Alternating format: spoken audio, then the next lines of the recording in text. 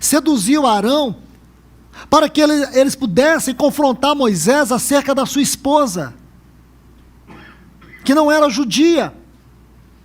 E a Bíblia diz que Miriam ficou leprosa, e ela ficou retida, e o povo não pôde partir enquanto Miriam não fosse restaurada.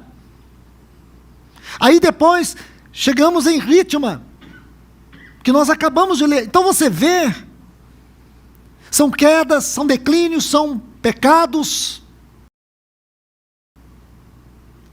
e o Senhor tem que tratar, porque enquanto o pecado não for tratado, nós não podemos prosseguir. Nós temos que ver onde que está o erro, onde que estão as falhas, porque nós somos um povo celestial, meus irmãos e irmãs.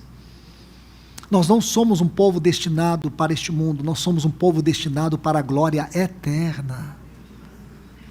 Por isso nosso Deus trata conosco, Ele nos abre os olhos, Ele vai nos ajudando. E aí você vê o que acontece. Moisés diz para o seu sogro: você não pode nos deixar.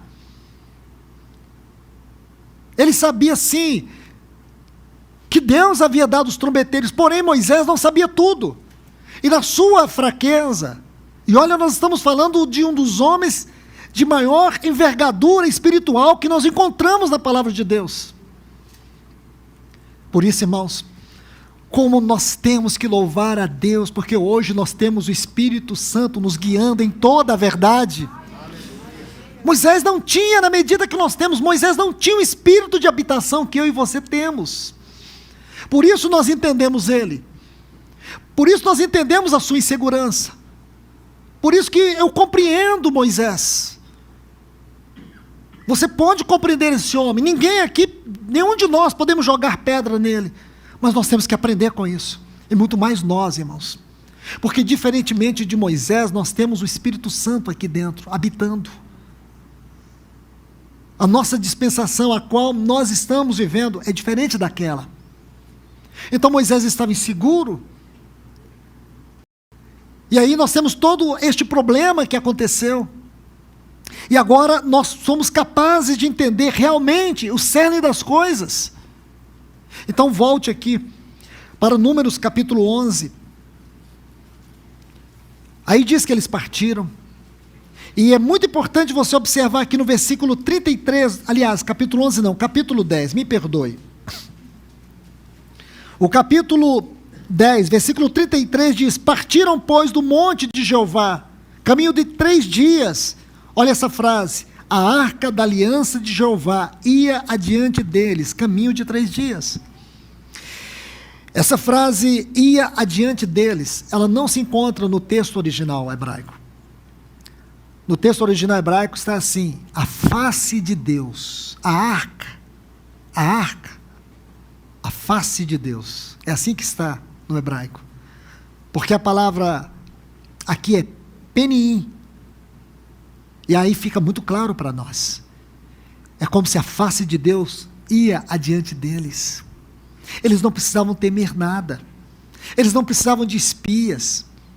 Eles não precisavam questionar o tamanho dos inimigos. Você quer uma ideia? Quer que eu te fale algo?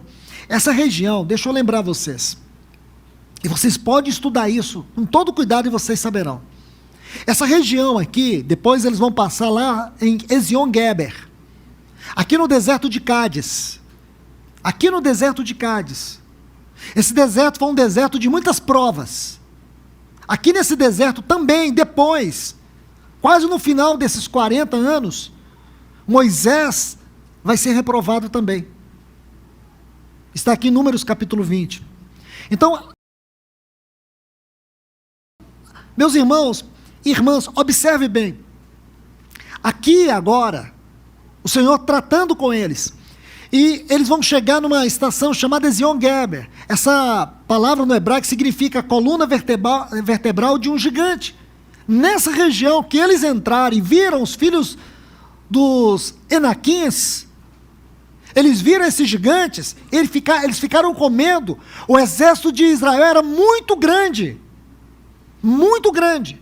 Mas eu quero lembrar vocês, que lá em Gênesis capítulo 14, Abraão com 300 homens, venceu 4 reis nessa região.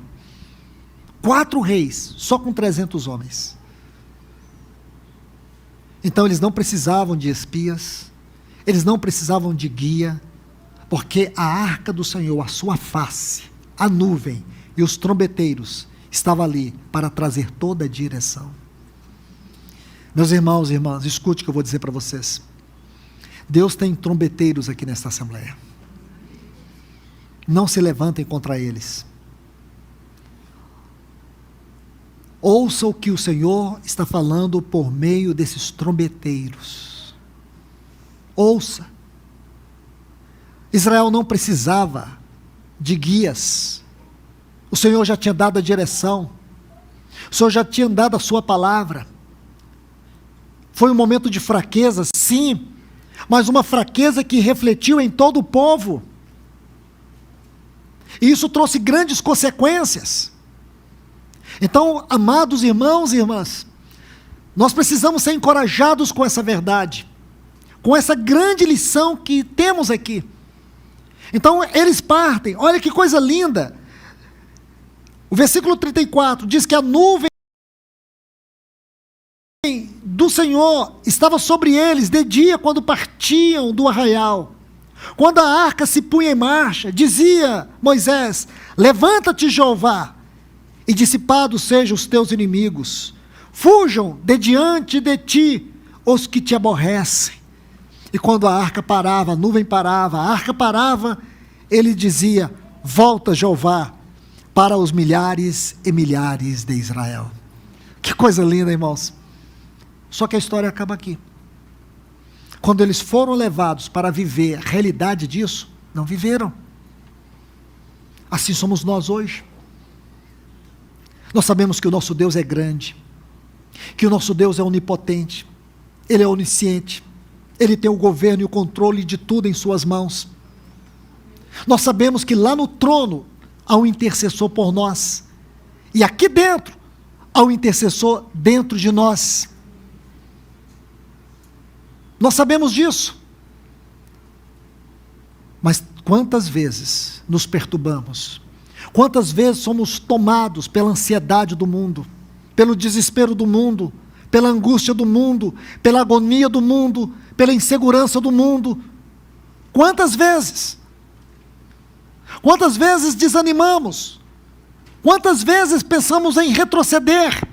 Pois eu quero te dizer, seja liberto disso nessa noite. Não retroceda, não se sinta inseguro de forma alguma, porque o Senhor, Ele tem o controle de todas as coisas. É o Senhor que vai à nossa frente. Ele nos deu o Espírito Santo para vivermos esta hora. O mundo precisa conhecer que há um Deus no trono, porque existe o seu povo dando o testemunho dele aqui nessa terra.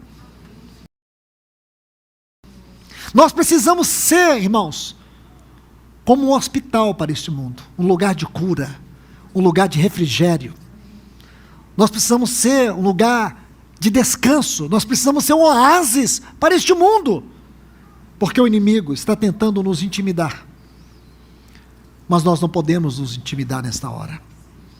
A palavra do Senhor para nós nessa noite é uma palavra de encorajamento. Vamos prosseguir. Temos inimigos? Temos. Somos frágeis? Somos. Como a igreja de Filadélfia. Mas não vamos negar o nome do Senhor nesta hora. Porque o nosso Senhor está voltando. E Ele está voltando para uma igreja corajosa. Para uma igreja ousada. Não uma igreja que é tomada pela ansiedade do mundo. Sim, irmãos, a gente sente medo? Sim, sentimos. Até que, como disse o salmista no Salmo 121, eleva os meus olhos para os montes.